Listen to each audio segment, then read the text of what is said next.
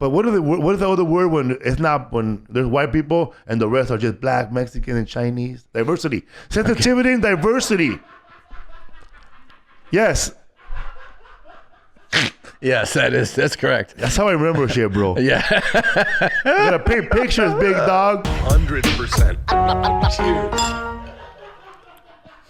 We are supported by Shady Rays.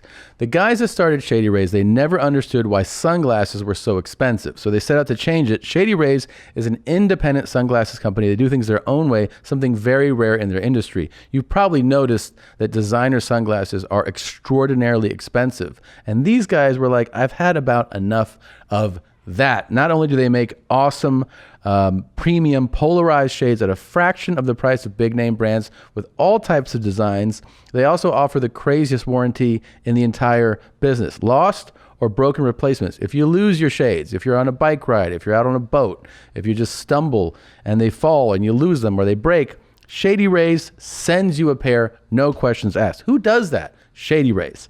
Change the way you wear sunglasses. Give Shady Rays a risk-free shot. We think you're going to love them. And if they're not for you, you can return them for free anyway. Exclusively for our listeners, Shady Rays is running their deepest deal of the season. Use code BEARS for 50% off 2 or more pairs at shadyrays.com. Buy one, get one free. You can get 2 pairs for $48. Redeem only at shadyrays.com, where you can find all their newest and best shades. This episode is brought to you by Liquid IV. If you look, you know I'm the water god, right? And when Liquid IV came into the mix, I was like, how can I actually benefit from this? And then I heard this. With one stick of Liquid IV and 16 ounces of water, you get 2 to 3 times faster and more efficient hydration than water alone. It's almost like water god times, 2. It's super water god now. You push your body hard or you just feel run down, it's extremely important to stay hydrated. We all knew that. Liquid IV gets you hydrated quicker, more efficiently, and more effectively. 2 to 3 times faster, more efficient hydration than water alone. Contains 5 essential vitamins, more vitamin C than an orange, and as much potassium as a banana. Grab your Liquid IV in bulk nationwide at Costco, or you can get 25% off when you go to liquidiv.com and use the code BEARS at checkout. That's 25% off anything you order when you get better hydration today using promo code BEARS at liquidiv.com. Promo code BEARS. ¿Qué onda, pelotudos? We're back. 2 bears, 2 osos. And thankfully, the big fat stinky bear is gone. Hibernating somewhere in Serbia. That's right. He's definitely hibernating in Serbia. And I'm so happy to have Felipe Esparza here. Thank you so much for coming. Thanks for having me. What's up, fool? What's up, fool? Es un placer. It's so good to see you, man. It's always fun to see you. You make me laugh like crazy. This has been a wild as fuck past 15 months or whatever. Yes, man. Yeah, like I always wonder about, because sometimes you get used to, like, we get used to seeing each other kind of, you pull in the parking lot at the store or improv, whatever. You get on that routine, and then some people, like with this pandemic, you're like, oh, I didn't see this dude for like a year.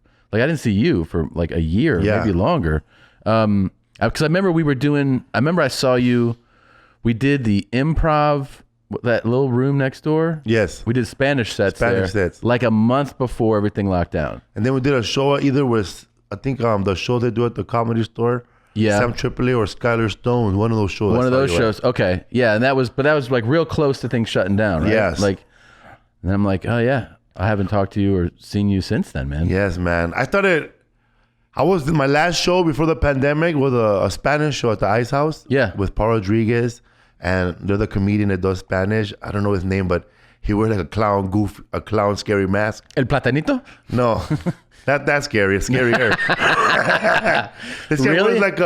He wears like the wrestler type of Slipknot mask almost. Really? But he has purple hair and he talks super fast Spanish. Yeah. But his fans know what he's saying. Uh-huh. But that was my last show in Spanish. But before that, I did a show in Washington at some casino in Yakima. Uh-huh. That's during when everybody was dying in Kirkland, Washington, which was 2 hours away. And that was at the very beginning of it? Beginning, bro.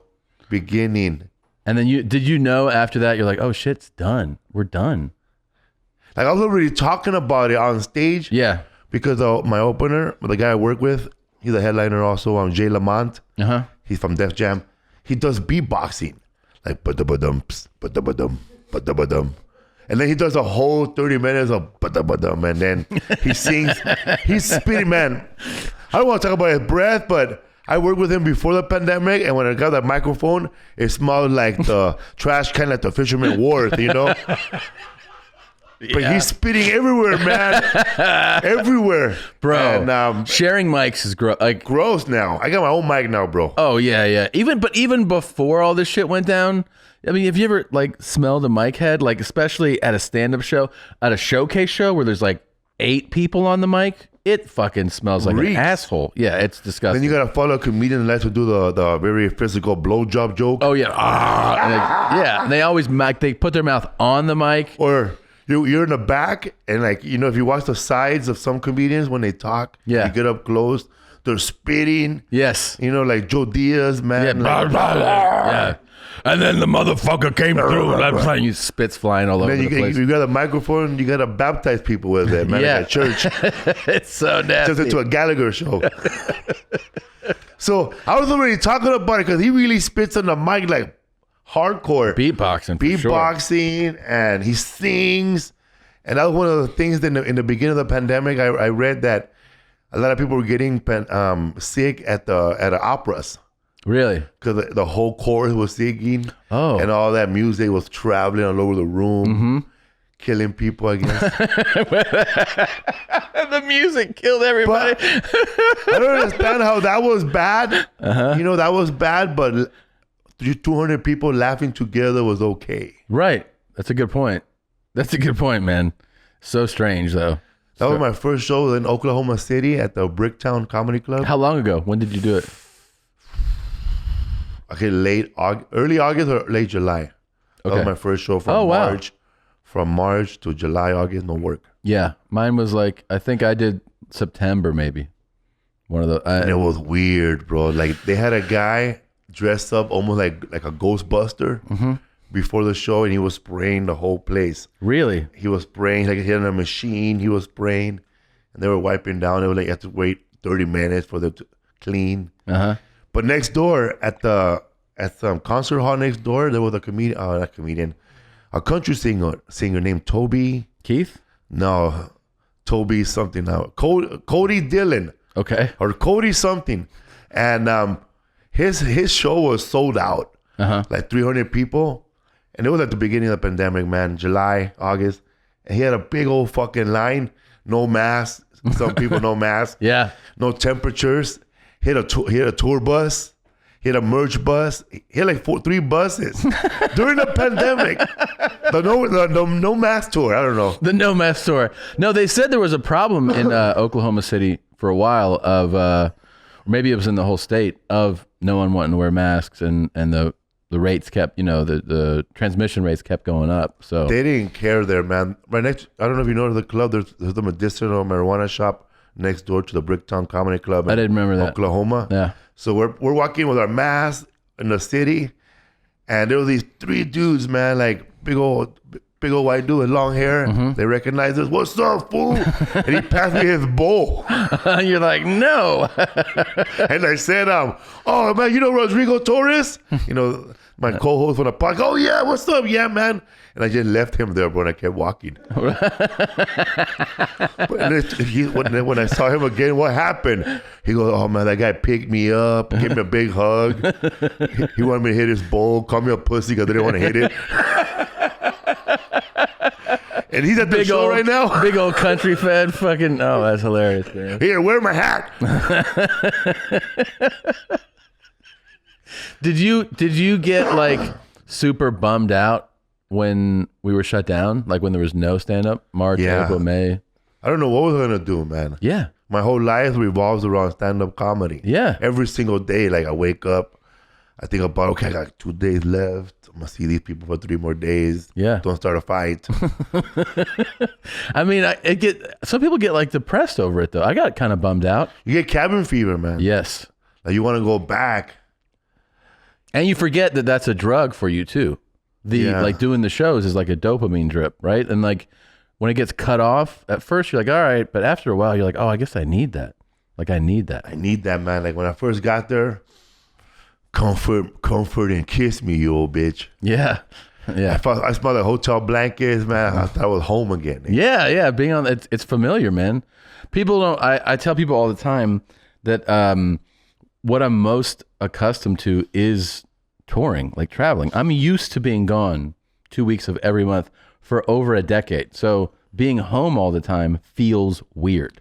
Especially if you don't know how to manage your time at home and the road. Yeah. And a lot of people can't. A lot of comedians were getting divorced. Yeah. They can't manage it. Yeah, you're right. They can't manage it. They don't know how to be a dad at home. Yep. Or their wives too. They don't know how to see the motherfucker all day. Yeah. I had to see this one motherfucker all the time, man. Like I had to do always there. Yeah, dude. And then she knew that I'm not being, I'm not the same. So she would be like, why don't you just go out? She was like, just leave, go drive or something. And I'd be like, okay. Because after a while I was like, I just didn't know what to do at home, man. Like you get through the normal stuff for a while, but man, when week after week adds up, I'm fucking losing my mind. That's why I'm so excited to go on tour, just because that feels more normal to go and come back. Yeah, it feels great to go and come back. That's the best part, man. Coming back. Yeah. And then leaving again. Yeah. Because I know when I'm around too much, because when I'm around, like by the second week that I'm home, Christina will usually be like, so when are you going on the road again? Like soon? I want it to be soon. Like she'll ask me to leave, And my dogs, I have 2 dogs, 2 pet bulls, and they got used to me being home all day. Yeah, that's one thing about a lot of people, animals. They do get being home. Yes. So my dog knows all my movements now. Mm-hmm. He knows if I start brushing my teeth, I'm leaving. He starts going. Yeah, as you brush. They start brush. They start blocking the door. Everybody starts stopping on the way home. Mm-hmm. My wife is popping my tires. Does she likes having you home? Yeah. Yeah. I like being home, but I like being away a lot. Yeah, man. We're the same with that. Like I think everybody that tours for a while, you get used to it. You just feel like that's what feels like a regular time, leaving and going. Yeah, man. Even like when people say, "Oh, I don't like doing radio," I like doing radio. You do? Yeah. I bet you've blown so many radio guys' minds though when they're like the first time they meet you, because you're such a unique personality and style, and they're like, who's coming? Oh, it's a comedian. Like, okay. And you come in, I bet they're like, who the fuck is this guy? Like, I bet you've blown so many radio guys. I know they're all quiet at first, and sometimes they start talking about other stuff. And I learned, from one time I was working with another comedian. He was headlining and he was promoting his show on the radio, but Margaret Cho had to promote her show too. Yeah. But she called in while he was on the show. Mm-hmm. And they tried to banter with her, but she had to do so many interviews. Mm-hmm. She just kept yelling out after every question they asked her, Margaret Shaw, Wilbur Theater. Mm-hmm. No, Margaret Shaw, Warfield Theater, 8 o'clock, Thursday night, Friday, Saturday. And she just, now she kept yelling it out. Uh-huh. And I learned from that every time I don't like how the interview is going, Felipe Esparza will be at the Improv Friday, Saturday, Sunday. You just keep saying it. Yeah, over and over. Yeah. I don't care, man. Yeah, who cares? Like I was doing an interview one time with in Houston. This is when I didn't know anything. Joe Diaz didn't go. It was me and him co-headlining, mm-hmm. but I'm the only one to radio. Yeah. And the radio guy was like, oh, white dude, man, like white dude, that kind of white dude. He sleep with a shotgun, Yeah. Like, he had the name for a shotgun. Yeah. But he started talking about. He started promote his favorite restaurant for free on the show. Yeah. Felipe, sometimes, when I really get tired, I go have some margarita at this restaurant, mm-hmm. blah, blah, blah. Then he starts talking about shotguns, and he goes, you know about shotguns, right? I'm pretty sure your people have shotguns packing out late. And I said, I play along. No, man, we don't have shotguns. You know how big a shotgun is? Instead of a car to shoot somebody, we use pistols, sir. And we hold them sideways. Did he love it? He just got quiet. He got quiet. But we'll be at the Improv, sir. Friday, Saturday. Holy shit, man. They're not used to like seeing. They're used to seeing the Mexicans they see getting caught. For coming into the border. Yeah. The short ones. The little, not big guys. They're not used to seeing the 6 foot ones when they've been here since the 70s. Right. They kind of assimilated into American culture. Yeah. While still having a Mexican culture also. Yeah, you're right. No, that's totally new, especially to like an old white dude. Yeah, those are the kind of guys that put everybody into one category. Like, you're black, you're like this. Yeah. You're Asian, you're like this. You're Mexican, you're like this. Unless they're a big fan of some light skinned somebody. They'll be like, oh, but you're not like, what's his name? Oh, I see. Yeah.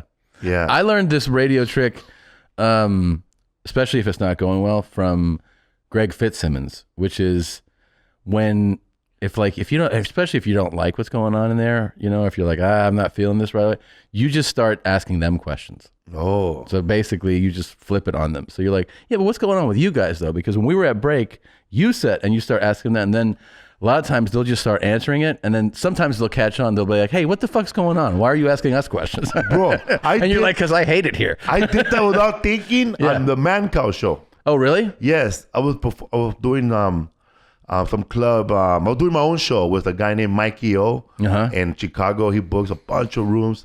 He was the first guy to take me to Chicago. Right. I did like a couple of colleges. This guy's real. He pays you when he takes you to the hotel room. Yeah. He gives you all the money in cash. Then he tell you to leave it here because we're going somewhere where my friends might rob you. For real? For real. Like, he'll take me to Cuban restaurants that are not even, they don't have a Cuban names on them, bro. They just say 70 miles. There was a Cuban restaurant called 70 millas. Because why they call 70 miles? Because that's how long it takes to swim from Cuba to Florida. Holy shit. That's 70 millas. 70 millas, yeah. And there's a restaurant named that? And this dude would pay you and be like, leave your money here. Yeah. Because some of my friends might rob you. Yeah, we got like hardcore Puerto Rican, Mexican looking fools over there.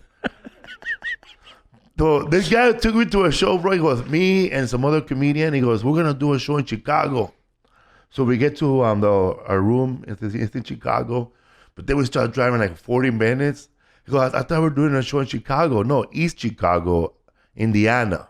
Oh, right. You're like, that's a little different. Like, we're passing Gary, man. And we get there and like all Mexican American and Puerto Ricans. And they're all lawyers. So we're doing a show for scholarships to get more Latinos into law and stuff. Laws. Yeah. Wow. Oh, man, I feel like you've got. I bet you even also blow minds of Latino people though. Like, you know what I mean? You're so unique. Like, there's nobody. You're like, oh, that dude's just like this. Like, you don't remind me of anyone. Yeah, man. Like when I was opening up for Mike Epps. Yeah. I went on tour with Mike. You went on tour with Mike Epps. Mike Epps, Ricky Smiley, DC Curry. Sometimes Michael Blackson will show up for one show, not all of them. Mm-hmm. But it was Mike Epps' show. And man, these guys, these guys, like, I thought I was funny. I thought I killed, but I never had like everyone laughing. Yeah. But man, like Ricky Smiley, I don't know if you ever seen him perform on Def Jam or BET. This guy was doing like 5 minutes in between and getting a standing ovation in between. Oh, Jesus, man. And then he'll go up there like this, man. He'll start playing a rap. Yeah, that's him, man. Yeah. He's a super nice guy. And he'll start performing, bro. And like, I was hearing rap songs I never heard of, bro. And like he'll start singing Bone Crusher. Oh, my boy, I'm out here in the club and they think I'm a punk. And the whole audience saying, oh, I will never stop, never stop. And everybody, okay, y'all ready for your next comedian? Yeah. How'd you do on those shows? I did great, man. Yeah. I do my 15 minutes and leave, you know? Yeah. And, man, Mike Epps has a lot of friends, man. Like, yeah, there's a lot of people back at those shows. I'm glad I started off not hanging out with people after the show, bro. Yeah. I can't be having like people calling me 20 minutes before the show trying to get in. No. 5 minutes before the show. Or a family member, Felipe, I know you're about to go up right now. Yeah. But my mom is across Isn't the that street. the worst? The worst. I hate that. And I've done shows where like now I try to like give other people's like sometimes they'll be like, hey, I want to call about like when a show is getting set up, they'll be like, what's the contact info for us to reach out to you? And I'll give other people's phone numbers out. I'll give out like the other comic on the show or tour man. Like I'll just be like, contact everybody but me, because I just don't want to get hit up. Sometimes you're like pre-show, you're backstage and they'll be like, your cousin's here. And I'm like, what do you mean my cousin's here? And they're like, your cousin. Somebody at the door saying your cousin. I'm like, I haven't asked them at anybody to come. Just tell them no. And they'll be like, they say they're your cousin. I'm like, they're not. Just tell them to go away. For me, they try to get me like this, but I feel I kind of catched on, I don't do it no more. They try to give you the old gift before the show. Oh, yeah. And then let's hang out before the show. But then it's time for go to the show. You look at that, they got that face like, could we go with you? Yeah. Could we go, por favor? Yeah, no, you can't. I remember this comedian, he did a show for their kid who was dying, I guess. Like a Make-A-Wish Foundation or something like that. The kid was there and the whole family was there. He invited them to dinner. He made the kid super happy. He died eventually. But then the whole family hit him up the next year. Is there any way we could relive that moment? And I know our son died, but... oh, fuck, man. And I'm like, I feel exactly, that's probably his reaction, man. For me, man, I get calls like, Felipe, is there any way we could get free tickets to your show, man? My mother died of coronavirus. My wife has lupus. My brother was killed in a drive-by shooting. Is there any way I could get free tickets? And I'm like, listen, bro, I don't feel comfortable bringing that bad luck to my show. Bro, you are going through some hardcore karma right now, and whatever you done, you probably deserve it, bro. You should be passing. You should walking around giving out hugs, homie. Stop trying to get free shit, bro. Fuck that shit, bro. We can't have you on our show, bro. We can't have a fucking stage light following somebody while you're there, bro. You're the fucking Grim Reaper, man. Get out of here. For real, dog. Yeah. Like, hey, man, I don't know, man. Dude, the like I don't do limpias, homie. Yeah. Sometimes in the comments too, they'll be like, what's up with some free shit? Like, can you send me this? We also do like these ticketed streaming shows that are $10. And I understand that's the hardcore one, right? That's the hardcore one. You need a bucket. Yeah. But people, $10 is good for that type of shit, bro. $10, but I'm saying that's a very accessible price. You know what I mean? Nothing.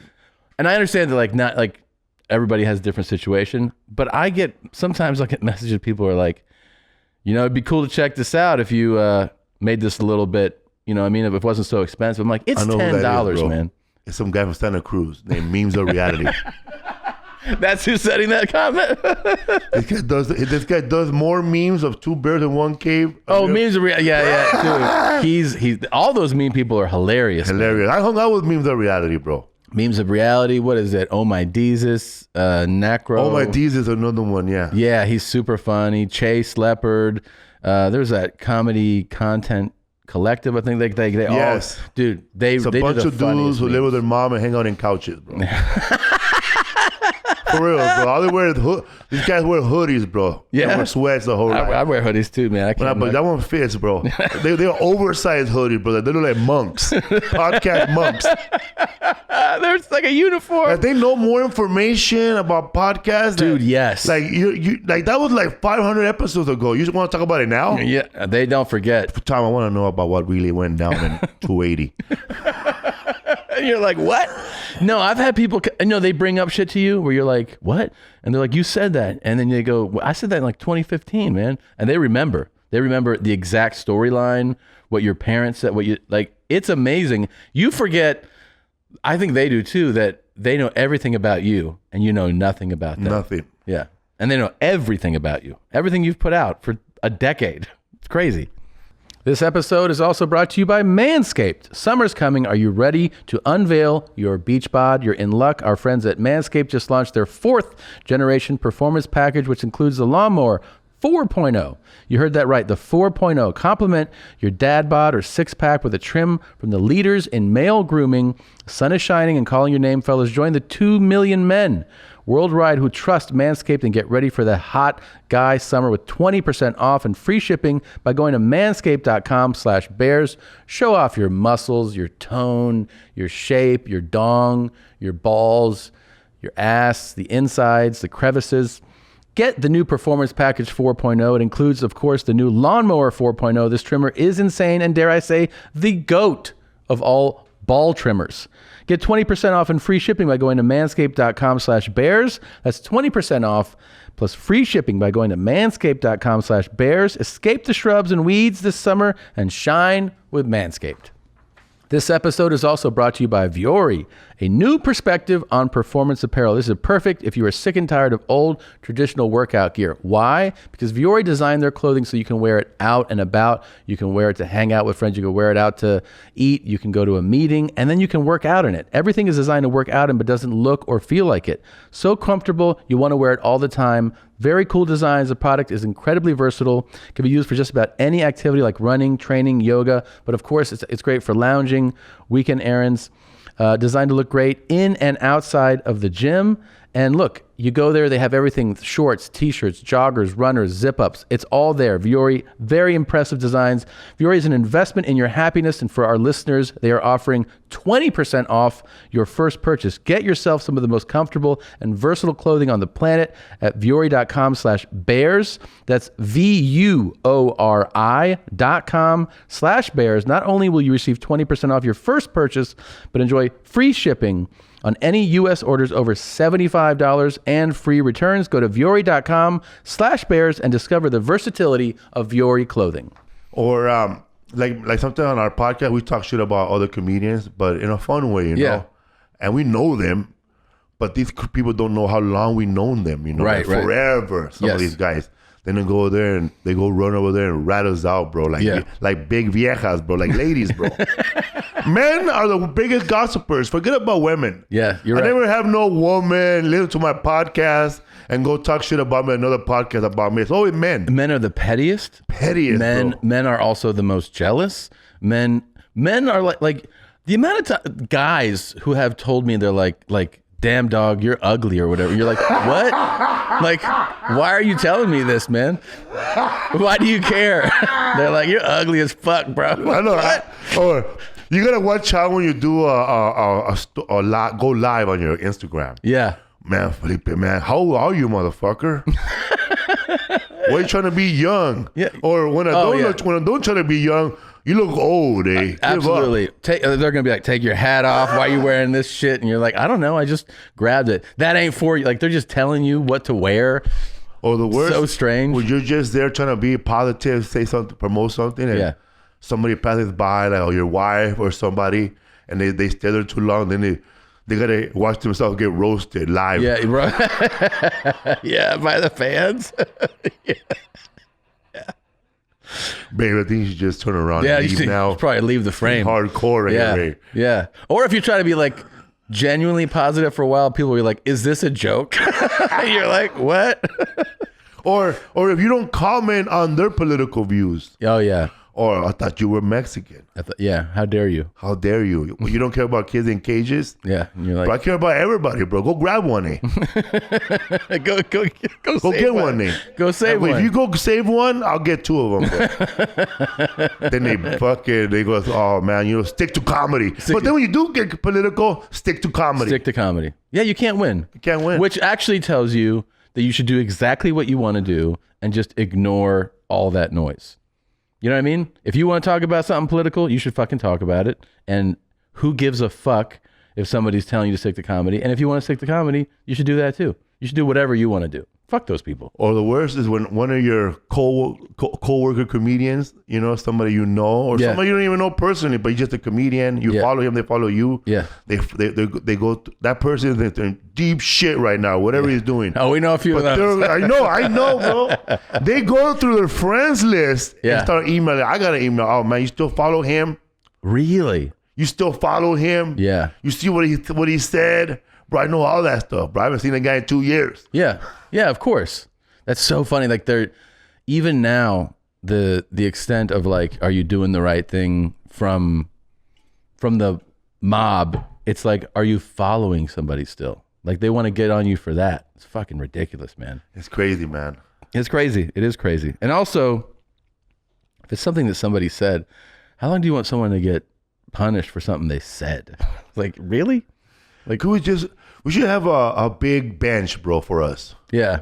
A big, what do you call it when your mom stands to that bench and you cry there for the corner? Yeah. Detention or whatever. Or the corner. Put your nose on the bench, eh? Yeah. Just fucking sit down for a while. That reminds me, man, of that Twilight Zone episode where they have everybody in one neighborhood, and they're thinking the UFOs there, so they turn off all the power except for one house. Mm-hmm. Now he's the bad guy, so they all go to his house. So then his lights goes off too, but another house goes off. Oh, it was him all along. And then so these idiots are just going after each other, and then at the end, there's two Martians just fucking with the lights. I think that those people are honestly like, they just have nothing, and this makes them feel like they're contributing. Like the person that goes like, "Are you following that guy?" has nothing going on in their life. I imagine, because like what they felt good about is that they emailed Felipe Esparza about who he follows on social media, like as if that's a contribution of any kind. You're not doing a fucking thing. You're not doing anything. Like, what are you doing? What you want me to do?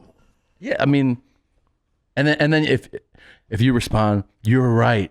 I'm gonna unfollow now. Thank you for doing the right thing." Like, what are you doing with your life? Like, that's what you're contributing?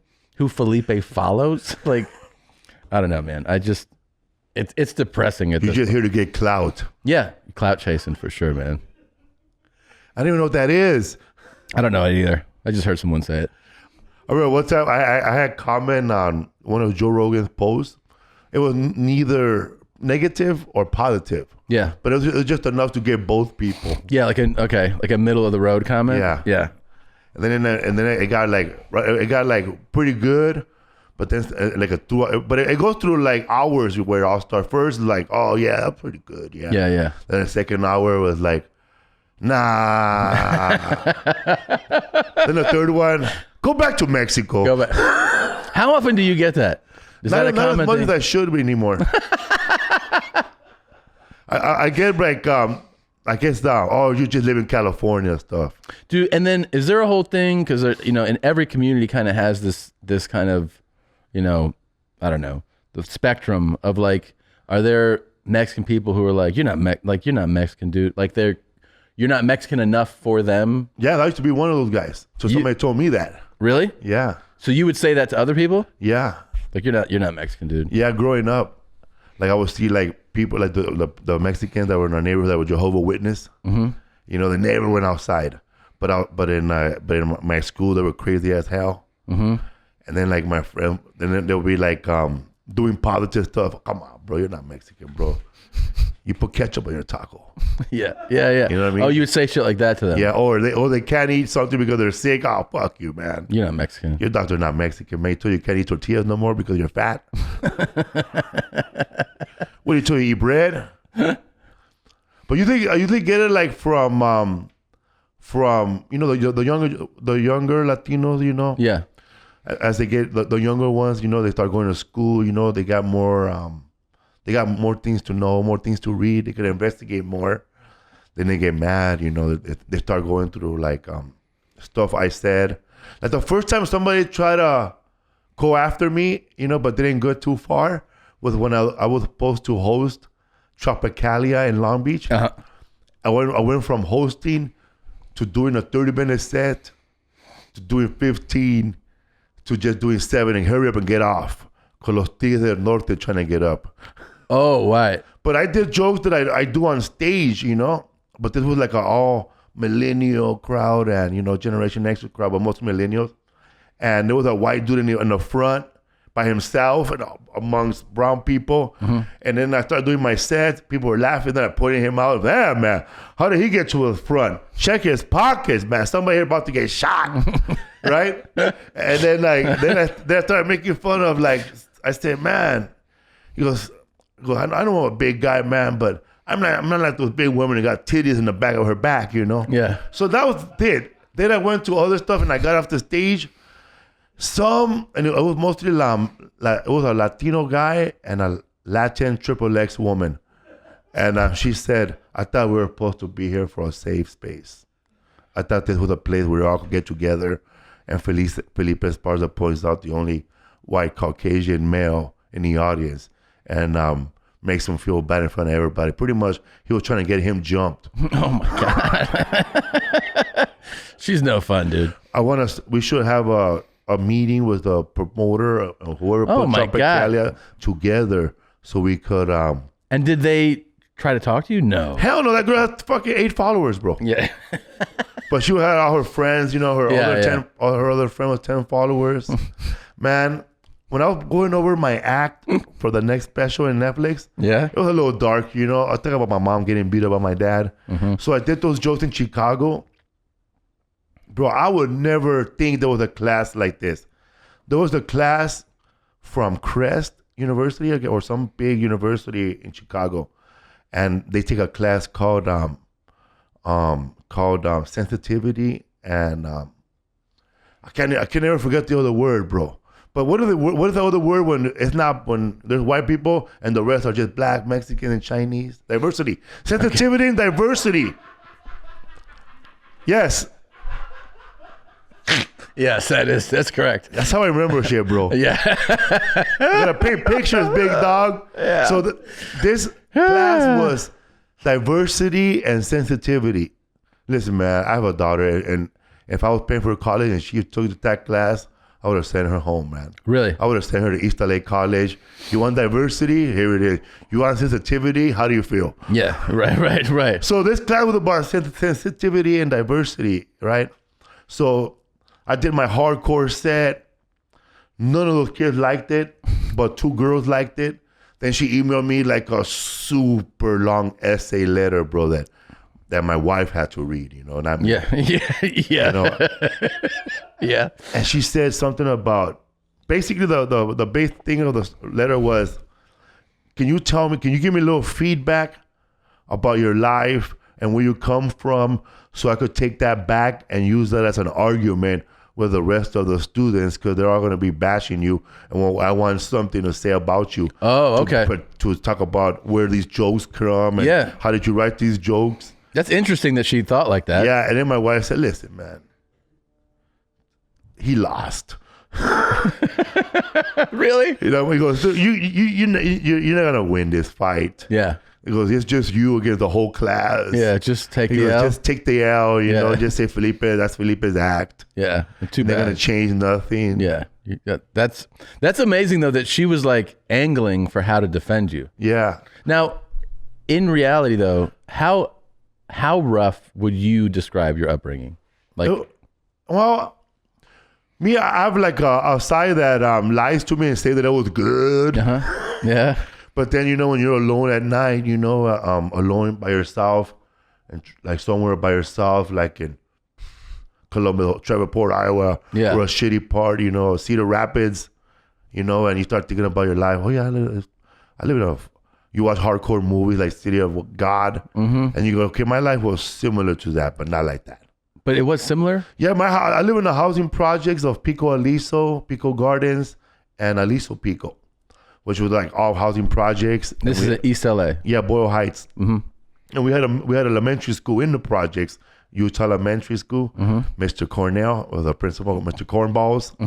And dude, I don't know why, but Mr. Cornell was like a dick, Yeah. Him and Mr. Jefferson, they would stand at the side entrance of the school and just block kids and take all their candy away. Really? Yeah. Mr. Cornell would take everybody's gum and he would just take it all away. Like it's like Gestapo shit that you can't be bringing no candy in school. And if he caught you chewing gum, he'll make you put your gum on your nose. So you gotta walk around with gum on your nose. You see little kids crying and shit. Yeah. Putting their gum on their nose. How old are the kids he's doing this to? Elementary kids, like 9, 10. Oh my God. Yeah, it's traumatic to them. I had a teacher named Mr. Edwards. He was missing like 3 fingers. He had fingers. And he had like a 2x4, like that wrestler. Ho! Yeah. And every time we start yelling and getting loud, he will get that 2x4 and bang it on his desk real hard, like Thor, bro. Like, shut up.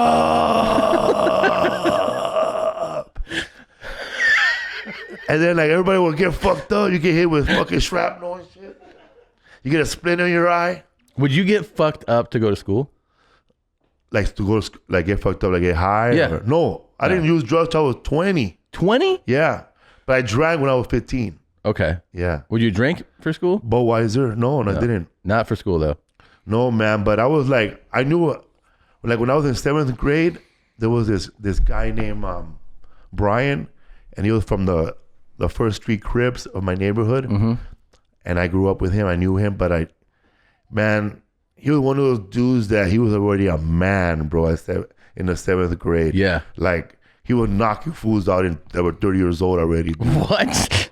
Like, he was big, dog. Like, and he would come in like with a duck cane and he have a golf hat. In 7th grade? Yeah, a golf hat, bro, like a corduroy golf hat with 2 little clubs on it, and he'll have like a Dodger blue jacket, and he walk with a duck cane and sit down and. Wait, what's a duck cane? Well, he had a big old cane, but the handle of the cane was a duck. A duck? Yeah. This is a 7th grader? Yeah, and if you open and they had an opening, you could open the duck, and then there was a little tube to hide stuff. What? Inside. What is he? He's 12? 13, 13? 12. But see, I grew up in Boyle Heights, and there's a lot of factories right there, so. Yeah. They probably broke into a factory that had a bunch of canes, so the whole neighborhood had canes. Oh, really? Yeah. You're just walking around. Okay. So I remember one day I was sitting there, and I'm his only friend because I'm the only one from the projects in the class. So you're just sitting there, man, like cross-legged like this, like a man, like just sitting like this. Mm-hmm. Not paying attention to a teacher, And some stoner dude comes in, like he has really long hair. Mm-hmm. He was a stoner of what they called him back then, Stoner 13. He was from Stoner 13. He wore a jersey, a New Orleans jersey. That were their colors. And he had that's when I first saw cocaine. He had a little powder cocaine, and he showed it to me, and he goes, anybody wants to buy it? And me, dude, I'm no drug dealer, but I went to that dude Brian, and I say, man, that guy wants to sell you some coke if you have it. He goes, yeah. Telling him that motherfucker to meet me in the bathroom after the class. And I want to go tell him, hey man, he said, you can meet him in the bathroom after the class. And then that guy said, nah, tell him I'm good. Didn't want anything to do with it. Yeah. He knew he was going to get robbed in the bathroom, bro. Yeah, of course. Yeah. So I remember, bro, me and this guy named Ronald Coco, they call him. Uh-huh. Him and I were roasting each other, bro. Like they call it bagging back then. Uh-huh. But like it was just improvised, bro, making fun of each other's moms, bro. Like, yeah. It wasn't even like your mom was so fat. Yeah. It was like, fuck you, your mom got deported, Yeah, yeah. Your mom is black, you fucking wetbacks, you African booty snatchers, you guys eat each other. It was hardcore. 7th, 9th grade, bro. Yeah. Like we had the whole school there. Your mom's black. And I fucked him up, but he fucked me up more, right? Yeah. Because he knew more about me than I knew about him. Right. That'll help. And but the next day, dog, and that's how I knew I was gonna be a comedian, bro. I went around looking for people that he bagged on before just to take their jokes. Seriously? And you were like, hey, what'd you say about? How did you fuck him up? Okay, give me that joke, all right. Yeah. So the next day, bro, I went with fucking 10 good jokes that's been said about his mom that that I didn't know. I found out by a girl that is like, she used to be a lesbian, but not no more. Uh-huh. She got into a fight with his mom in high school and bit her nipple off. So you dropped that on him? Bro, hell yeah, bro. And then that fool had that red mole I had right here? Uh-huh. He had one in his fucking under his nose, a black one. So what's up, man? How come you have your mouth nipple on your lip? Ooh, dog. And he had like a brother that didn't think so well, man. He was like, yeah. Back then, he was retarded, man, but not anymore. He was just, I don't know what they call him now, bro. He was slow. He didn't think so well is another way to say it. He was slow, bro. Like, he would go in that bus with a Ram helmet, Yeah. With a Rams helmet. And I started making fun of him, bro. Yeah. And then I said, bro, what's up with that? I heard you got that fucking nipple right there on your nose when your mom was making chocolate cookies and one fell on your nose and you went, woo. And then So he got mad, bro. He got more mad. And they broke us off. He was losing. And the next day, I tried to make fun of more people, but I took it too far. Brian was standing there laughing like this. So later on in the classroom, bro, I was killing, bro. You saw Brian laughing. He was laughing like this, but I was saying cuz over and over. He was laughing like this, cuz. You saw that. He was even swinging that fucking duck around and shit. He was here, crip walking, laughing. Bro, the fool making fun of, he go, I'm going to go tell that motherfucker right now you said that. So, dude, I thought he told him. Bro, the next day I didn't go to school, bro. I ditched. Just to not run it. You didn't want to meet that duck. I've never cut class. I've never went to a ditching party. The next day after school, when I ditched class and I found out that he didn't go to school either, man, I went to his neighborhood where he hangs out at with all the Crips, with all the Cadillacs were, just to apologize. I went to go look for, I found a Native American guy named Alan, and he told me, where does he live at? He said, well, they're riding my bike. He goes, riding your bike? You loaned him your bike? Yeah, 2 days ago. He's the kind of dude, bro, that'll ride, like if you loan him your bike, he'll be like kind of asshole that'll ride your bike, and then like he'll ride in front of your dad and do a kick warm and then keep going, and your dad gotta look at you. That's your bike. That's your bike. Oh yeah. Yeah, I loaned it to him. A 7th grader. So he was like Suge Knight of Friday of the neighborhood. Right. But in the 7th grade. And did you apologize to him? I found out that he didn't know shit, so it was cool. Oh, okay. Yeah, man, I bit a bullet on that one, man. This is the scariest 12-year-old I've ever heard of. I was scared, bro. I was scared. You don't want to meet that duck. He's swinging that duck at you. No, man. Yeah, man. He had another brother, and I never saw him again, but I know that on Facebook he's married to a white woman, so he's doing good. He's calmed down, you know. Yeah. White women will do that to you. They'll calm you down. This episode is brought to you by our partner, Whoop. We all want to make healthier decisions. We want to try to sleep better, eat better, and live healthier lives, especially with summer coming up. Beach season's around the corner, but we don't always know how our body is feeling, how long to work out for, how much sleep we need. Whoop is that fitness tracking device that helps solve those questions with its built-in coaching features. Whoop provides personalized insight. I mean, it's incredible.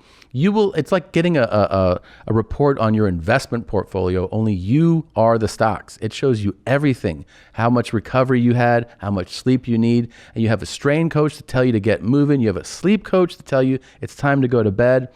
Unbelievable.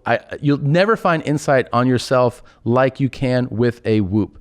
And for our listeners, if you've been thinking about giving Whoop a shot, there's no better time than today. You can save 15% off a Whoop with the code BEARS. Go to Whoop, WHOOP.com. Use the code BEARS at checkout to save yourself 15% off today. Know yourself with personalized recovery, strain, and sleep insights from Whoop. This episode is also brought to you by HelloFresh. With HelloFresh, you get fresh, pre-measured ingredients and mouth-watering seasonal recipes delivered right to your door. Skip trips to the grocery store and count on HelloFresh to make home cooking easy, fun, and affordable. And that's why it's America's #1 meal kit. HelloFresh cuts out stressful meal planning and grocery store trips so you can enjoy cooking and get dinner on the table in just about 30 minutes or less. There's something for everyone to enjoy, with all recipes designed and tested by professional chefs and nutritional experts to enjoy deliciousness and simplicity. We did it as a family. We got a meal kit at the house. We sit around, we let the kids throw in ingredients, and just in 25, 30 minutes, we had a delicious dinner, all thanks to HelloFresh. Go to HelloFresh.com/Cave14 and use code Cave14 for up to 14 free meals plus free shipping. Go to HelloFresh.com/Cave14 and use code Cave14 for up to 14 free meals plus free shipping. HelloFresh, America's #1 meal kit. Yeah, man, I grew up in that type of environment, man. Like, but when you're in it, you don't see it from the outside. You man. think it's normal. Like, you're a part of it. Like, we live really far from supermarkets. Mm-hmm. Like, you have to go through 3 bad gang neighborhoods to, like, you can't even walk to the Bonds because there was a gang that used to control this gang that used to control Hollenbeck Park in the neighborhood, and that's like around like a mile from my house. And anybody that will walk through there that was not from there will get chased out. Oh shit. So they were controlling the park. And then like there were a bunch of like border brothers, bro. Wait, then how did you you must have entertained the idea of joining a gang, right? There's no way you'd live in a neighborhood like this, and when you see gangs, don't you think the gangs are the coolest shit when you're a kid? Man, I was hanging around with these guys since I was like 16. Yeah. But not really like being involved or being there when it's hardcore. Because they were like most kids, we were into hip hop. Yeah. And breakdancing and pop locking. Yeah. And going to Sears and shoplifting, white gloves, you know. Mm-hmm. So all my friends were good breakdancers, windmills, all that shit, pop locking, robot, moonwalking. I could never do none of that, man. So I would provide merch, I guess, if you want to see merch. Because my brother and I would just steal white gloves from, magician shops or anywhere. We'll sell it to those guys. You sell them to them? I stole some magician gloves. My brother would cut up cardboard and sell it to them. Really? But did you want to be a gang member? No, I didn't want to, but one day I was hanging out with the same guys and they were going around the neighborhood looking for fallouts of the gang to take them to court, Yeah. Like, why you hanging out no more? Basically, they were looking for people who haven't hung out no more to either jump them out or give them a little beating, Mm-hmm. So I was walking around with them and I got all into it, that I started beating people up too. Yeah. But not even in the gang. So then one day, the smallest little piece of shit guy from the gang goes, "So what's up, Batman? You want to get jumped to the hood?" And I didn't know what to do right there, man. I was like 19. Like, how dare this 13-year-old tell me this? Yeah. He's a kid. A kid. So I looked to the side and there was this guy next to me, this fat dude. I think they call him Grimace, I guess. And I just punched him in the mouth, bro, without even thinking. And I just started punching two more guys till finally everybody just jumped me. And then you're in the gang? Yeah. Oh, okay. So you were in the gang? Yeah. Oh, okay. At 19, bro. I was already a veteran. You're like, I don't know. So you joined which gang? I was a gang in Boyle Heights. Were you Crips or? No, we're Mexicans. Oh, okay. So when I was jumped in, it was Mexican. But when the gang was first started, when they were like in their 10 years old, 12, 13, 14, they were like half black, half Mexican. Okay. So they were grandfathered by Crips. Okay. So people would like disrespect them and call them the Mexican Crips. Okay. But they're not. When I lived in the Rampart division for a few years. Oh. Yeah. It fucking sucked between Rampart and Alvarado, and there was a big gang war at the time. Well, just consistent, I should say, between the 18th Street gang and Maravilla. I forget. MS-13. Yes, that's their hood. Yeah. Yeah. So and they would, they would always like one day I was like, man, that sounded like a fucking grenade went off, and a guy in front of our building had shot a dude in the head with a .45, and then he just put the gun down the ground and sat there and waited for the cops to come. The guy that killed him just waited. And it was like, I mean, it was wild. Wow, he must have been ready for an upper managed position in prison. yeah, exactly. Exactly. Because people ask me, like, have never heard of shit. They're like, wait, why would he wait? I'm like, I mean, clearly he was comfortable with that life, he's waiting to go to prison. Man, I was in a bus, the RTD bus, and I was going to East LA College on the way to do something, probably a show. And I was coming from right here on Atwater. And I'm just chilling in the back. And then there's these two taggers, and one of them rides on the fucking on the bus, and the other one gets up and takes out his .380 pistol and aims it at him. But, he's not a professional, he wasn't raised right. He was not raised in a farm. Right. How to shoot a gun properly. He thinks he's going to shoot a gun like in the movies. Sure. He clocked it back and a bullet came out. And then when he clicked, he didn't shoot. It didn't click. This is on a bus? On a bus. So that dude ran out of the bus, then that guy ran out chasing him. Fuck, man. So I got out of the bus too. And I walked to my mom's job because she works at the elementary school, Second Street Elementary School. And I want to go tell her, you got to take all these kids in the auditorium right now. because there's a guy running around with a gun. running around with a gun looking for another guy, and he might run inside the school. Holy shit, man. Yeah, and that was, I mean, did that feel routine? That felt normal? I was scared, bro, because I was like out of that lifestyle, you know, like you know, hey, I live in Atwater now, man. Yeah. And but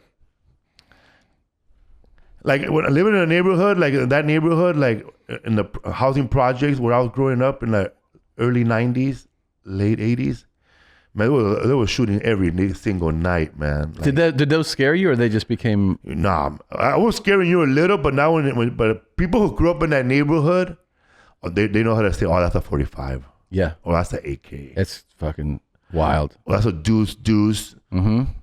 Just by the sound. The sound. Yeah. Like I live in a neighborhood where marijuana was sold a lot in the early 80s when marijuana was hot. It was called Thailand. Mm-hmm. So they sold Thai bud, like big, like we're talking long stems of Thai stick, of good weed. And they were selling it there, bro. There was like traffic. Like there was a bunch of cars all day long just to buy that weed. And then that dried out. So then crack came in. And that's when people started getting shot and killed. When you say you didn't try any drugs till you're 20, does that include weed? Like weed, crack, everything. So weed, man. you started weed at 20? Yeah. You'd never tried it before? No. And was that the first thing you tried? Yes. I tried weed at my friend's Christmas party. And were you in love? Yeah. Yeah. Where can we get more? Yeah. Yeah. And then how long until you try crack? I tried crack when I was 21 years old. Do you remember, like, most people hear the word and they're like, were you excited to try it, or were you hesitant? I was bummed out. I was depressed. I was sad because my brother was just shot. Mm-hmm. My brother was just shot, and two of my friends were murdered, you know, and another guy was shot, and my brother was like in a hospital, you know. So you were really sad. I was sad. And I was hanging out with somebody that smokes a lot of crack. Mm-hmm. And then normally, like, I was that dude, bro. Like, I would like hang out with people that smoke a lot of crack but don't want to go look for it. Right. So whenever they need it, just tap me on the shoulder and go, and I just give me the money. So one day he goes, I got you, bro. I just put it on a table and I started smoking with him and stood up for like 4 days straight. 4 days straight? Fuck, that's quite a binge. Yeah. And I don't know if the only thing I've heard described is that it's super intense. Like it's You never great. done it? No, I never did it.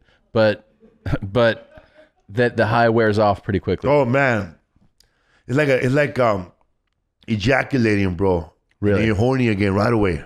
Wow. So you just can't get enough of it. No, man. It's like the first one is like the best, you know, like you're up there like, yeah, man. And then after that, just chasing the dragon, man. The whole time. Scraping the pipe. Yeah. Doing hardcore shit. 4 days was your first? No, the longest I've been up was 5 days. Fuck. Yeah, man. Like I didn't even know, man.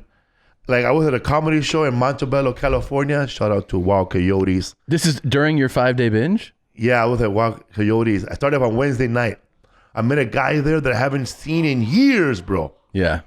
Like you know, I ran up to him, bro. I'm not the type of person that'll remember somebody by bad stuff that happened to him. So I say the wrong thing all the time sometimes. I gotta stop myself.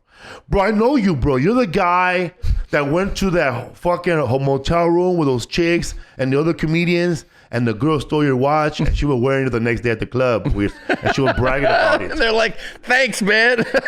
Yeah, she came the next day, bro. She was holding the watch. Fuck that fool. Trying to thought it was all bad and shit. And she was dancing with it at the club. Showing people. Know? And he got embarrassed. Of course. In front of everybody. Yeah. So he wanted a party, and I wanted a party. And he has drugs. So we went to his place and we just started partying, man. Like, but I never partied like this, you know, like dangerous partying, because I could have died. Yeah. Because we were doing Xanax too. Oh yeah. He goes, I told him, what is that for, bro?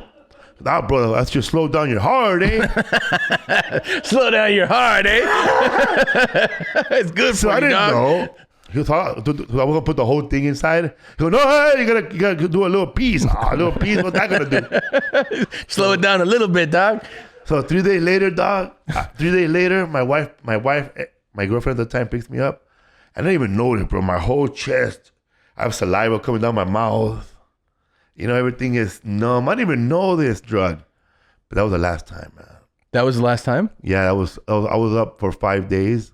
So how old were you when that went down? I was still doing comedy, bro. 2006. Okay. 2007. I haven't done none of that shit since 2009 when I quit. And how was quitting? I mean, all you hear about is how addictive these things are. Oh man. So how was quitting? Quitting is tough, man, because as a comedian, especially whenever you like to party. Yeah, exactly. So you gotta keep away from those people, that want to party. Sure. So I would go to a club and I would say no beer, no drink, no nothing, and then I just leave after the show, and then go home and just smoke weed. Yeah, smoke weed. Weed will carry you through a lot of it. Yeah, man. I think they should have instead of Alcoholics Anonymous, they should have a meetings for just potheads, bro, who don't want to use hardcore drugs, yes, or drink beer or be scandalous, Yeah. Did you have withdrawals? No, you get depressed a lot. It's because you're missing it, you're right? missing it, and you're up so high, now you're so low. Yeah, you feel like a loser, man. Like you're a piece of shit. But you cry a lot. Yeah, you cry a lot by yourself. You think about the bad stuff you did. You think about people you've hurt. Yeah, if you get past that, it's the hardest is the first 3 days. If those 3 days of thinking about bad stuff, people you done wrong, if you get past that for first 3 days, you're gonna be okay, man. The next couple of days are just one day at a time. After that, a lot of people don't quit because they think about everything that happened they ever done. You know what, man? This is the advice I gave to my daughter. My daughter was like strung out one night, and then she was coming down. And then she was telling me, I feel so bad. What should I do? Listen, right now, everything you're thinking about right now, no one is thinking that about you. Only you are. Yeah. Only you knew you were destroying yourself. Now I know, but I'm the only person that knows that. Take a big hot shower, read a book, do some push-ups, take a nap, because the next day you're going to feel the same way again. Mm-hmm. That's good advice, man. That's good advice. Because if you're thinking about it, you're gonna cry. You're gonna go back to shooting up or whatever the next level, man. Yeah, you got to switch your mentality on it. Or cry, man. Yeah, that helps too. Go to a little corner, man, and put your hand up and go. Yeah, I feel better after a good cry. Me too, man. Yeah. Start playing fucking Neil Young, Old Man. Mm-hmm. Yeah, that'll pull tears. That was made to cry. Yeah. And then when you find out, when that song used to make me cry, bro, like whatever. Oh man, take a look at myself. I'm alive like 25 and there's so much more. But then when you're like, I saw an interview of Neil Young talking about it, why he wrote the song. And I'm looking at him going, come on, motherfucker. That song has nothing to do with that rancher. Is that what it's about? He said the song is about, he bought a farm when he was 25, 27, after he blew up in California somewhere. But there was people already working the farm from the previous owner. Uh-huh. So they were like, because they were grandfathered into the farm. Yeah. But there was an old guy there that's been there forever, 2 owners before.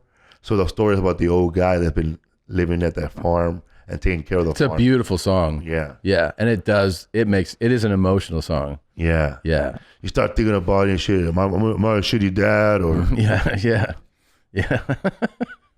Jesus, man. What can you do, man? Like you have kids, right? Yeah, 2 kids. How old are they? One's 5. The other one is almost 3. A couple months away. Yeah. My wife and I, we were trying to have a baby. We had our own podcast called Enchilada Casserole. Mm-hmm. My wife and I, and now we talked about like not comedy stuff. We just talked about our stuff because we're trying to get a baby, and she had like 3 miscarriages. But dude, man, the second one was like you feel the heartbeat, bump, bump, bump, bump, bump. Then you come back a month later, and you don't hear that shit. It's devastating. It's devastating. So then we went back a 3rd time. But this time the baby was, I don't know what they call it, stillborn. Yeah. Where there was no heartbeat. There was nothing, but it's still there and you got to still pull it out. Yeah. I was driving an Oxnard when that thing was going to come out. Because she had It should have a miscarriage. Yeah. But it's coming out, bro, while we're driving. And I'm trying to get to Oxnard to take her to the hotel, go to the show. Bro, it felt like Reservoir Dogs, bro. For real. It felt like I was fucking Harvey Keitel telling my wife, Tim Roth, you're not going to die. Everything's going to be okay. Everything's going to be okay. And I'm passing her, bro. We have these luckily we brought these adult diapers. Bro, they're getting fucking soaked, bro, in the car. Like, if we would have got pulled over, it would like, did you stab this woman? Yeah. And it was exactly like that, dog. And this was between her legs and her stomach, bro. She was losing the baby in the car on the way to the show. Holy shit, man. So, man, I had to go drop her off. And where, at the hotel? At the hotel, and with my 2 rabbits and my stepson. And I went to go do the show. Wait, your stepson was there too? Yeah, he was in the back, like, trying to be cool, with headphones. With his headphones on? Yeah. And there's rabbits in the car? Yeah, they're in the back, chilling too. This is a wild scene, man. Yeah, man. You're going to be all right. But I'm like this, but driving, bro, fucking the blood smell, bro. Smelling like Fisherman Wharf and shit. You poor woman. Oh, my God. Man. She survived that shit. And then she just like, was she okay in the hotel? Yeah, she was okay, man.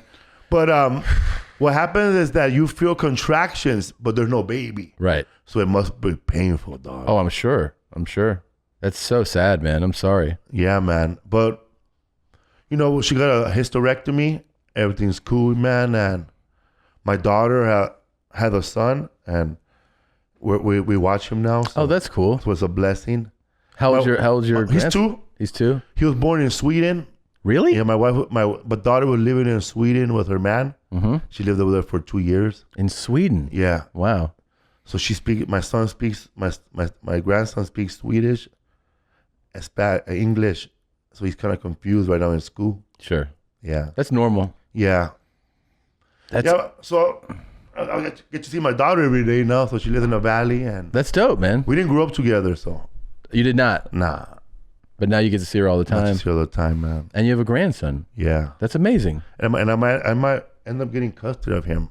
Really? Yeah, cause I don't want to bring down the show. My daughter has terminal breast cancer. Bro, all this hit me in the pandemic, bro. Like during the pandemic, I found out that my mom, she has like Alzheimer's, or she losing her mind. Yeah. But it's funny when like everyone, I have brothers. I don't know if you have brothers. I have 2 sisters. But they get so over dramatic, but when shit goes bad, you need to come over here right now. Yeah.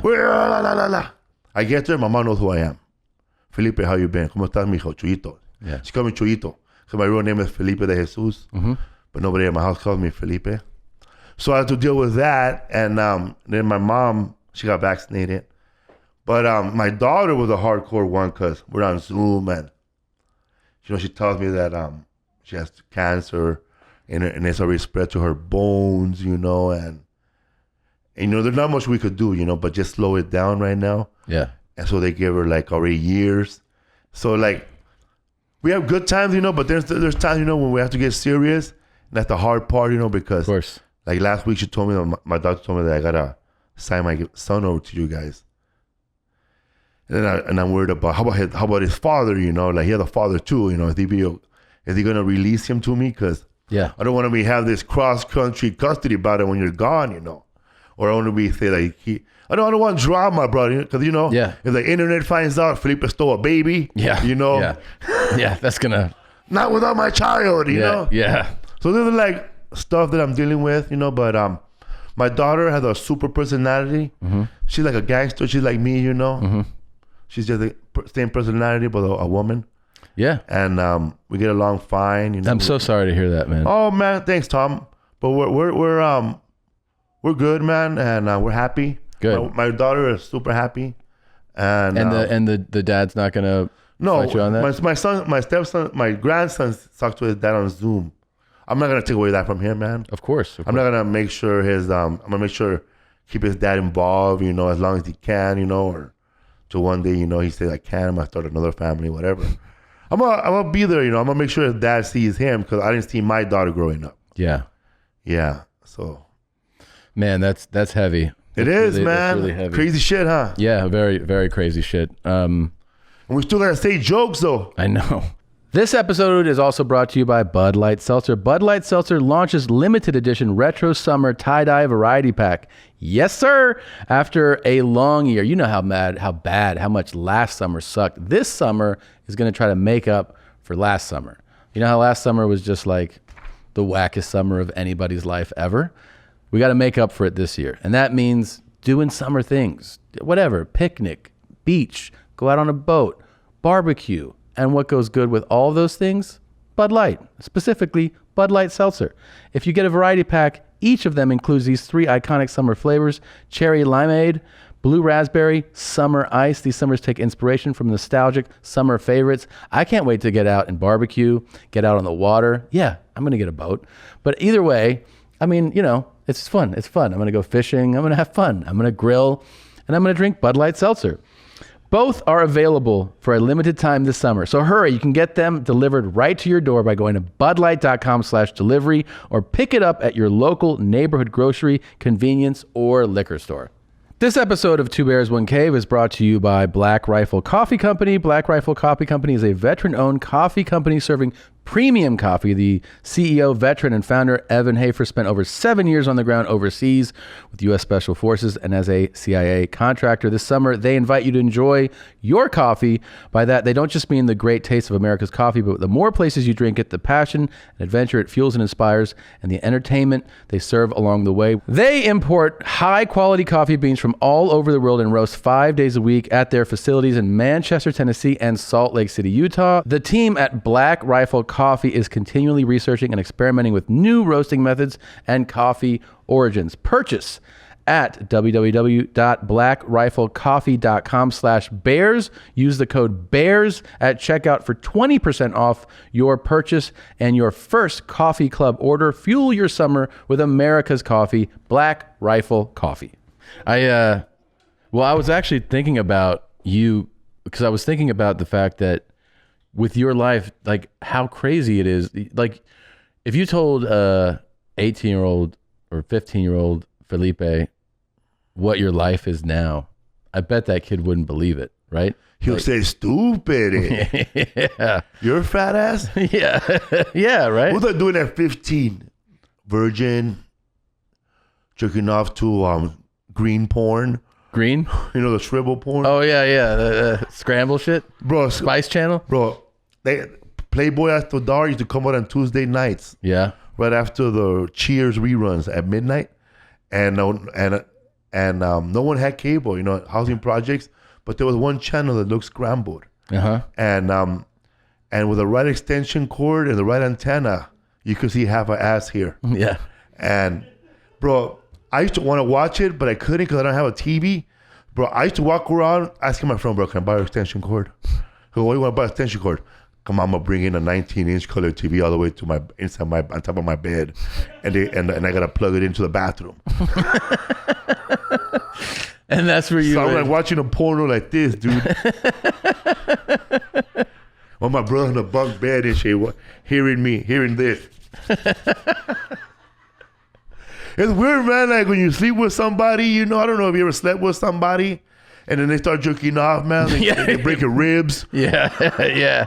We used to get in, my friend Dan and I, when I was living in Minneapolis as a kid, I would go over to his house. We'd have sleepovers and we'd get in sleeping bags next to each other. We watch bullshit, like just movies and stuff. But then late night, we would put on the Spice Channel, which was the porn channel. And it would come in scrambled and you would just wait for a few frames. Because sometimes it would just, you'd see the titty or something and you just start, but we'd be next to each other, but not, you know, you'd try to keep it. You could just feel the sleeping bag moving. Yeah. And then every once in a while, his dad would order a movie on Spice and then it would be playing for us. And then it would just be a cum bath. Like we would just jerk off all night. In these, yeah. We're like 10 years old though. Wow, that's early, bro. Yeah. I jerk off till like at junior high, 13. Dude, I jerked off for the first time when I was like 6. Really? Yeah. I didn't know, bro. It's definitely not good. How did you know that you could do that? Somebody told you? On accident. Oh. And I also didn't know what I was doing. Like, even when I would like hump the mattress and eventually have an orgasm, but not know that that's an orgasm. And also, at that age, there's nothing comes out. So I was just like, I remember telling my cousin, like, do you do that thing where you like rub your dick against things and you have this really great feeling? And he was like, what? And I was like trying to explain, because I didn't have the knowledge to know what I'm doing. I know, man. I just was doing it. I remember some kid told me that he was jerking off, but I didn't know what he was talking about. Yeah. And he told me he had a lot of like leftover cum or something, but I didn't know what he was talking about. So one day, man, I looked at my penis and I saw all this white stuff on it, and I didn't know what it was. Yeah. So I told my mom, look, I got all this queso fresco right here on my penis. I got all this Zeta cheese right here. Well, dude, I busted that shit out on the dinner table, bro. Like, it was just me and my mom. And you pull your dick out? I just pulled my pants on. Look, mom, I don't know what this is. I pulled the skin back. I didn't know. Nobody told me you got to clean your inside your penis. Holy shit. So my mom grabbed me by the hand and dragged me to the bathroom. And she got some hot water and she cleaned that motherfucker, bro. Really? How old were you? Oh, I don't know, like 11, 12. Yeah. Got a hard on when she was doing it. Oh, really? I remember how fucking... Yeah, when someone doesn't tell you that it's normal too, how that fucks you up. Like my dad could have like, I remember one time I jerked off in the shower. And I knew what I was still young. I was like, let's say 11. But I wanted to like I wanted to know this was okay. So I go up to him. I was like, "Hey, I was just in the shower, and I was just washing myself, and then I washed, like my privates, because I'm trying to like say it to him, and I go, and like all this stuff came out, and then I just look at him, and he was like, "Next time, don't wash so long," and he just turned around, and I was like, "Whoa." And then one time I straight up was like, do you masturbate? He was like, no. And I go, did you ever? And he goes, once when I was 16. And I was like, oh, okay. So then I just go to my room thinking, well, I guess you're not supposed to masturbate because he did it once when he was 16. I'm doing it fucking 3 times, 5 times a day, No help, none. I mean, he could give a little advice, get it sideways. Yeah, he could have given me different grips. He'd been like, have you tried holding your balls and pulling on them? If you try juggling when you jerk off? Yeah, or like push on your own taint. You got a prostate. Have you tried holding back and then releasing? Get real close and then stop and let it build up. My first time I got involved. Thanks, Dad. Gracias. The first time I got involved with porn, I think, I found a book. Yeah. It was literature. And I started reading it. And I started getting horny, really horny. And it's literature you're reading. Yeah, it was all porno stories. It was bestiality, bro. What? It was I didn't even know, but I could tell you right now it was bestiality, but not growing up, I didn't know what it was. Yeah. It was like, it starts off, this woman, she's like, I was in a barn, and there was a horse there, right? And then she started like, I don't know how these guys, like, how do you go from, learning about Shakespeare and then writing some hardcore bestiality stories? Yeah. And this woman was having sex with a horse, and she was having a good time. It was really well written, bro. Like Nobel Peace Prize shit. And I was a child, bro. Like I was like, my mom busted. She found the book, bro. Yeah, she found it. I blamed it on my cousin that was staying with us. He didn't even fucking speak English. But my mom should have been proud, bro, that I was reading at that level, bro. Reading a book with no pictures, finally. Yeah, exactly. Finally. Bro, I don't even know. Did you got worked up by it? Fuck yeah, bro. Fuck yeah. Yeah, you're like this. Because I was reading it slow, and then I was like, I'll rewind and read again. Yeah. Rewind it. It's a book. Go back to the page. Yeah. But it was woman having a horse, having a dog, and I don't know what else, donkey. Jesus. Yeah, it was like different like hustler stories, I guess. And then this is kind of weird, like, did it make you want to like explore bestiality? No. It just was. Made me explore those type of women. Into that shit, bro. Like nasty, trashy ass broads.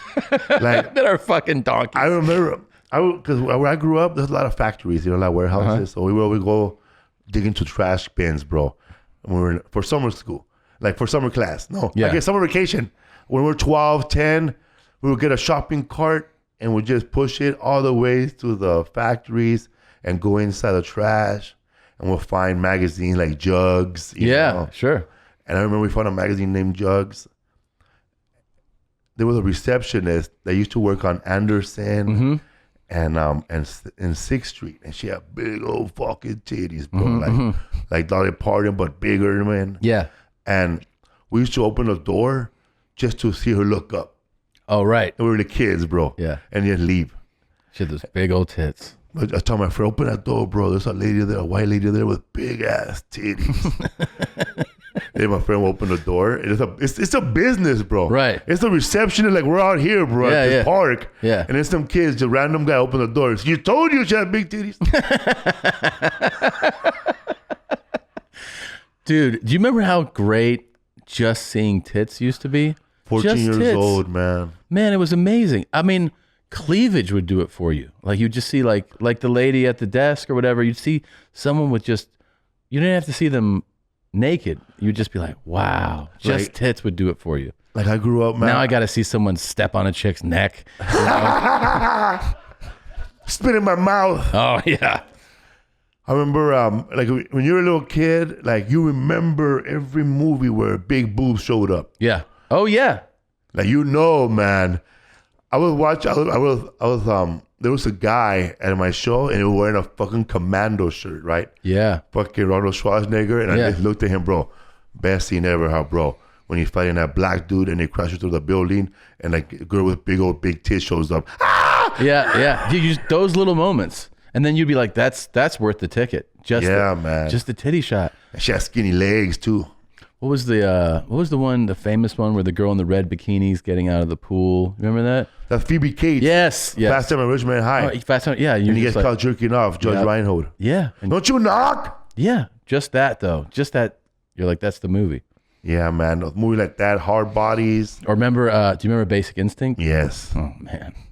The leg move. Oh God, the leg move. And also she had like 5 sex scenes in that movie. I didn't realize until lately. She did some interview where she said that the casting person or one of the producers, somebody on that film was like, you were our 13th choice. Like 12 other actresses passed on this role. Like somebody was really mean to her, she was saying, on that set. But man, she was amazing in that movie. She was amazing, man. Yeah. And her body was unbelievable. Unbelievable. In that other movie too, Arnold Schwarzenegger too. Just that one scene, you remember her. Oh yeah. You remember those gray eyes. She was badass, man. She looks actually pretty remarkable now. Even I was even turned on when she was crying for her son in Alpha Dog. When she was crying for him? When her son was missing, she got nominated for the Academy Award. She just played a beat up woman that's sad, you know. You were turned on though. Bro, you go in there, Captain Save-A-Ho, bro. Yeah. That's a real feeling. I want to save this person. Yeah. That can drive you for sure, man. For sure. I've always been that guy, man. Like, come in at the end, when the chips are down for a woman. You like that? Like rescue? Yeah, man. I'm not that penis in the cupboard, bro. Right. Did you wait? Is that how you met your lady now? Every woman I've ever dated, bro. You have a mother and dad? Yes. Okay. Does Christina have a mother and dad? Well, her mother passed away. But she grew up with mother and dad her whole life? Not her whole. No, they divorced when she was very young. See, my wife too. Yeah. Her dad split when she was 14. That fool got his check after work and never came back. Wow. Yeah, so I look back and every woman I ever dated before her grew up with no dad. And the women that I dated that had a dad and a parent, we never worked it out. Really? Yeah, I guess they were raised different because I came in with a son in a relationship already. Yeah. And once a woman that I dated, I found out that she had a mother and a father together still. They always never stuck around that long. Really? It's weird, huh? No, but it makes sense. But why is that? Like, we don't pick them out, right? It just happens, but it right? happens on a deeper level. Why? Like, I think it's that people are drawn towards people. Usually, for the most, like this isn't a blanket statement, but generalization. You're drawn towards people who have similar experiences, similar traumas, similar almost psychological makeups. Sometimes it's just that you mesh together. If you're like, I didn't have this kind of parent, I didn't also. This feels familiar because what we're all drawn to is familiarity. Yeah. Something, it's why some dude from the projects, the same projects, you could just meet them today, and all of a sudden you guys like have this vibe. Everyone's like, why do they get along so well? Because we're familiar to each other. Yeah, he grew up in the trailer parks. Yeah, it's like the same things that you're used to, he's used to, and then you just click. And I think with the opposite sex, with attraction, it works a lot the same way. You just kind of go like, oh yeah, like, yeah, I was raised Catholic. Yeah, me too. People, even if you're not like religious, you're like culturally, we are familiar to each other. Things like that. I think that's why. I mean, I think it makes sense even that you go people with like certain upbringing, it just didn't mesh. It probably for her the same thing where she's like, on some level, this doesn't feel familiar. It doesn't feel right, Because I kind of feel the same thing where I catch myself, really clicking with somebody like Bert and I, for instance, who do this podcast normally. We have a similar upbringing. Like we don't even normally discuss it, but we have a very similar, like, even though I have the foreign mom stuff, like same kind of dad, same type of upbringing, Catholic school, all that stuff where you go, it's like you can speak a shorthand with the person. Yeah. You don't have to explain every thought or something. It's just like, it feels normal. I don't know. That's what I think. Yeah, man. Yeah. Felipe, I'm sorry. I'm so sad about your daughter. You told me that. I really I'm sorry, man. Oh, thank you, man. I don't mean to like bum you out, but I haven't stopped thinking about it. So it's okay. It was though super fun outside of that to hang out with you today. It's been a long time. Sorry I brought it up. No, don't be sorry you brought it up. Guys, stop it. That's the weirdest stuff. Yeah, I know. I'm a big fan, and like, one of the things that I realized over the course of this pandemic is how much I just love hanging out with comics. Me too. I took it for granted. You go to the store, you go to the Improv, you go to the Ha, whatever, Ice House, you just see guys, and like we have, for instance, what I'm just talking about, that familiarity, that shorthand.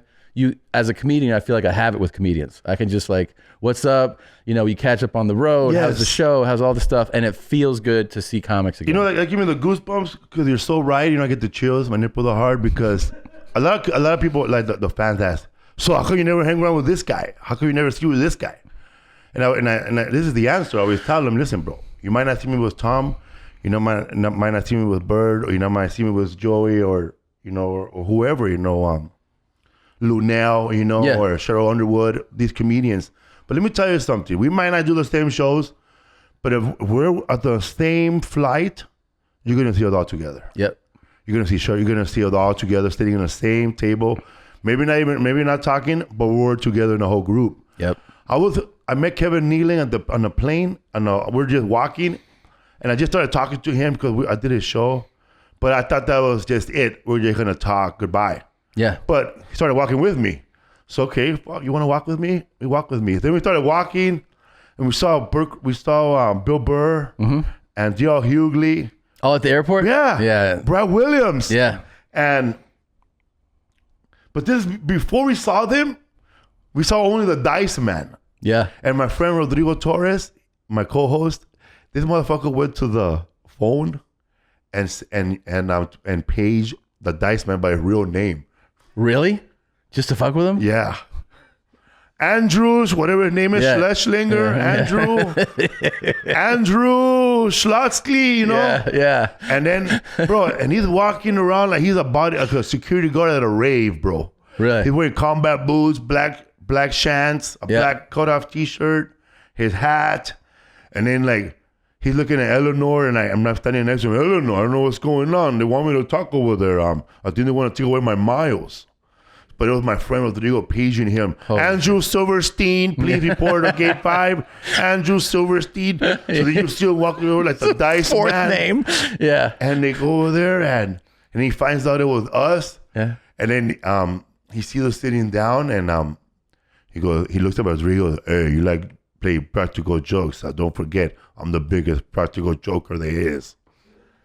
And I'm like thinking, nah, I think you gotta top that one, Dice. Yeah. You would have to book him for a show and not pay him. That's the joke. You would have to replace him for wheels. Oh shit. The airport like comedy community, that thing, it's the best. Those Sunday, I remember the Sundays. Yeah. You're connecting in Detroit, and all of a sudden you're like, hey, and you start just seeing people like, hey, there's fucking Bruce, and there's Joey, and like you start running into people. And by the way, Nealon is the best. That dude's so awesome. He's such a great guy. But yeah, that Tom Pablo was there too, man. Because I remember calling him Sinatra on the way in with a hat. Yeah. He's another great one, man. Another great guy.